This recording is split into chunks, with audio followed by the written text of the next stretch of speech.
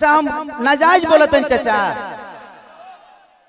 अभी बताइए खेसरिया जब अपना खातिर हॉस्पिटल नहीं बनवले तब गांव भर का इलाज कहां से कराई? तो जब ये हमारे नेता अपना इलाज कराने के लिए एम्स में जाते हैं, हमारे नेता अपना इलाज कराने के लिए बॉम्बे जाते हैं, विदेश जाते हैं, तो ये बताइए जब ये अपने इलाज के लिए अस्पताल नहीं खुलवाए तो हमारे इलाज के लिए कहां से खुलवा पाएंगे? मेरी उम्र आज 28 से 30 वर्ष की हो गई। 30 वर्ष से हो सकता है 5 वर्ष बाद मुझे होश आ गया होगा। 25 वर्ष से तो ऐसा ही देख रहा हूं कि हमारा बिहार में बदलाव कुछ नहीं हुआ है। दारू बंद हुआ है तब वो मिलिए रहा है।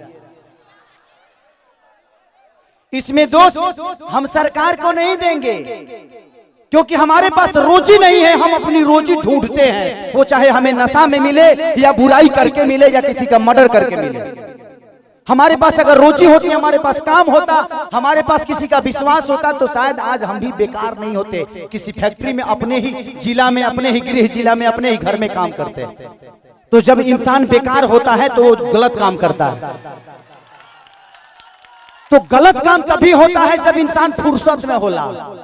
एक गलत काम हो टाइम ना मिले सही बताओ, तार गेहूं के दवरी आई तो तू दूसरे के टिकोड़ा तुरे जीवो, तू अपन गेहूं दही बना।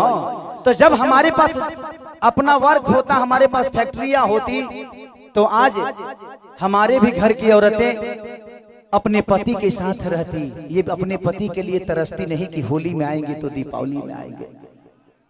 आज हम अपने बच्चों के साथ होली मनाते, दीपावली मनाते। हमें दीपावली मनाने के लिए किसी का परमिशन लेना पड़ता है, किसी से लेटर देना पड़ता है कि सर हमको जाना है अपने बीबी के पास, छठ आ गया है। तो हमें तो त्योहार मनाने की भी आजादी नहीं मिलती है। ऐसे राज्य में हम पैदा हो गए हैं। हमें ऐसे राज्य से नफरत नहीं है, लेकिन यहाँ के सिस्टम से मुझे नफरत है कि यहाँ के सिस्टम हमें कहीं का नहीं छोड़ा, कहीं ले ही नहीं गया।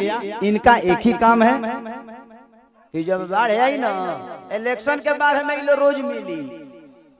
अगर इलेक्शन बा जहाँ बाढ़ आई कि चिवड़ा खात खात पेट मॉल हो जाए, खूब खाए बरुआ चिवड़ा। लेकिन यही इलेक्शन बीतते ही एक भी आदमी, हाँ जो आपके दर्दों को समझता है, मैं किसी राजनेता पे उंगली नहीं उठा रहा हूँ, मैं सिस्टम पे बात कर रहा हूँ। आज अगर यहाँ फिल्म सिटी बन जाए तो मुझे लगता है कि खेसारी लाल यादव यूपी में शूट करने जाते हैं, वहां पे कम से कम 60 से 70 लाख रुपया भैया प्रोड्यूसर और डायरेक्टर यूपी सरकार को दे के आता है। वहां कम से कम 300 लोगों को रोज रोजी मिलेला, रोज कलाकार रोजगी पैदा होले, रोज कलाकार काम करेले। लेकिन बिहार सरकार के कोनो चिंता नहीं है। ये बताई खेसरिया चाहे जितना भी संपत्ति बनौले बा बॉम्बे में बनौले बा, अगर वह चीज बिहार में रही तो खेसरिया का सारा संपत्ति बिहार में रही ना, हम अपना परिवार के, अपना भाई लोगों के साथ रहते, तो हमके भी तकलीफ होला, हमके भी अच्छा ना लगे कि हम दूसरा शहर में जाके, दूसरा राज्य में जाके दुगो रोटी कमाता नहीं। हमके शर्म लागेला दूसरा के जगह काम करे में, लेकिन क्या करी जब हमारे खेत बंजर हो जाई तो घर हर तो दूसरे के खेत में नहीं चलावे के पड़ी हमके। और हमारा खेत बंजर, हम किसान हो के भी इस खेत को आबाद नहीं कर पा रहे हैं, तो गलती हमारी है। गलती हमारी ये है कि हम जब इलेक्शन आता है तो खाली 2 फ्रूटी पिए लगे तो बटन दूसरा जगह चल जाता है। ये बताई खेसारी के बेटा बेटी एबार खेसारी का लगे पैसा बा तो अमेरिका में पढ़ा दिए हैं, लेकिन सबका लगे सक्षम तो नहीं खे ना जब अपना बेटा बेटी का अमेरिका में पढ़ाई। तो बिहार में कितना लोग खेसारी बजी? एक गो ना, एक गो खेसरिया बा।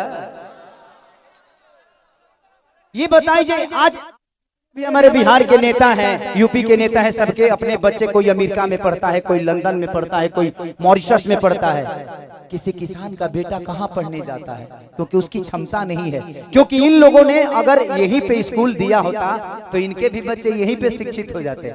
लेकिन इन्होंने जब अपने बच्चे का भविष्य तय नहीं किया तो हमारे बच्चों का भविष्य तय कहाँ से कर पाएंगे?